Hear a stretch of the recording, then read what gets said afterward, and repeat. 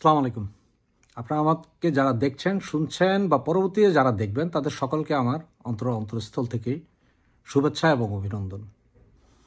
আজকে এই মুহূর্তে আপনাদের সামনে আসার কারণ সেটা হচ্ছে যে কেরানীগঞ্জের কেন্দ্রীয় কারাগার, সেখানে আসলে কি ঘটতে চলছে বা কি ঘটবে আগামী 5 থেকে 7 দিনের ভেতরে।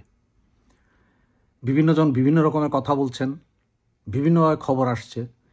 আমার কাছে এ পর্যন্ত যে খবর আসছে, আমার জানা মতে আমি প্রায় 12 জনের খবর জানি যারা কিনা বাংলাদেশের বিভিন্ন অঞ্চলের প্রভাবশালী আওয়ামী লীগ নেতা, যাদেরকে অলরেডি বিভিন্ন জায়গা থেকে এনে কেরানীগঞ্জের এই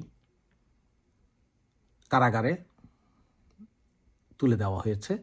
এখানে আগ থেকেই আছেন আমির হোসেন আমু, তারপর আমাদের স্বরাষ্ট্র আইনমন্ত্রী দীপু মনি, এরপরে আমাদের আরও অনেক নেতারা, প্রায় উচ্চপদস্থ প্রায় 40 জন নেতা অলরেডি এই কেরানীগঞ্জের এই কারাগারে আছেন। এবং সাথে এখন সারা বাংলাদেশ থেকে যতটুকু খবর পেয়েছি এ পর্যন্ত প্রায় 300 জনকে এনে এই কারাগারে রাখা হয়েছে। এখন সবাই আশঙ্কা করছেন আসলে এখানে কি ঘটবে। এখানে আসলে যা ঘটতে যাচ্ছে বলে আমার ধারণা বা আমার সোর্স বলছে, সেটা হয়তো খুব ভয়াবহ এবং মর্মান্তিক হবে। এই কারাগার হয়তো আবার ইতিহাসের কালো অধ্যায়ে পতিত হবে।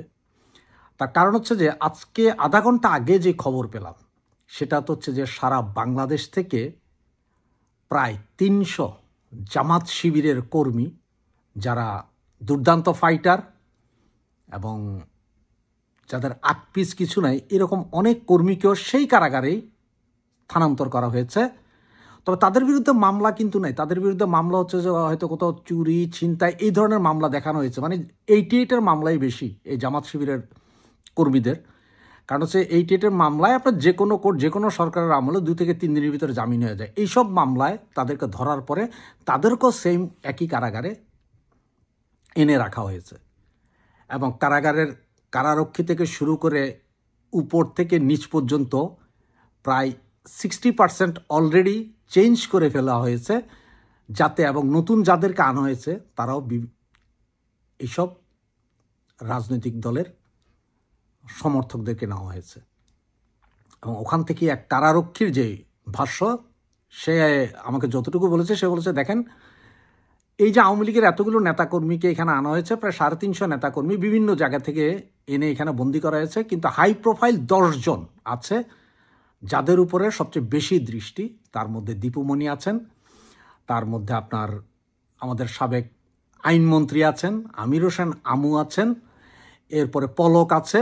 এই ধরনের প্রায় 10 জনকে টার্গেট করে রাখা হয়েছে যে এরা হয়তো কিলিংয়ের শিকার হতে পারে। তো তাকে প্রশ্ন করার পর সে বললো যে ভাই, কিলিংটা এভাবে হয়তো কেউ বাহির থেকে গিয়ে এই কিলিং করছে না বা কেউ করবেও না এভাবে। যার কারণে অনেকগুলো নাটক চলছে। আগামী 5 থেকে 7 দিনের ভিতর, তার যে খবর, আগামী 5 থেকে 7 দিনের ভেতরে একটা কারা বিদ্রোহ হবে। আর সেই কারা বিদ্রোহে হয়তো এই 8-10 জনকে ওখানেই পিটাইয়া মারা হবে কারাগারের ভেতরে। এবং যেটাকে বলা হবে যে এখানে আসলে ওই অন্যান্য দলের নেতাকর্মীরা ছিলেন, যাদের বিরুদ্ধে অতীত সরকারের আমলে বিভিন্ন মামলা ছিল, তারা রুদ্র হয়ে বা তারা ক্ষোভে ফেটে পড়ে এইসব আওয়ামী লীগের দোসরদেরকে পিটিয়ে মেরে ফেলেছেন। এই ধরনেরই একটা প্ল্যানিং, এবং আমারও মনে হচ্ছে যে সেটাই ঘটতে যাচ্ছে।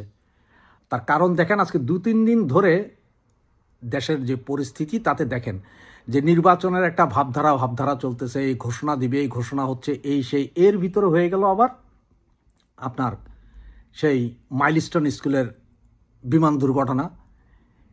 এগুলো সবগুলো নিয়ে যখন আমরা সকলেই ব্যস্ত, এর ভেতরেই কিন্তু সারা বাংলাদেশ থেকে 300 আওয়ামী লীগের নেতা, যারা কিনা প্রভাব বিস্তার করতে পারেন যে কোনো মুহূর্তে, তাদেরকে ধরে এনে এই কারাগারে নিয়ে আসা হয়েছে কেরানীগঞ্জে। এবং সেখানেই আনা হয়েছে। তার কারণ হচ্ছে যে যেহেতু আমাদের নেতাকর্মীরা বেশি, এর ভিতরে আবার যেটা সেই কারারক্ষী বললেন যে প্রায় 4 থেকে 500 শিবির কর্মী, একদম অরিজিনাল জামাতের কর্মী, তার মধ্যে সবচেয়ে বেশি রাজশাহীর, এদেরকে আনা হয়েছে। এদের সবাইকে ওখানে রাখা হয়েছে।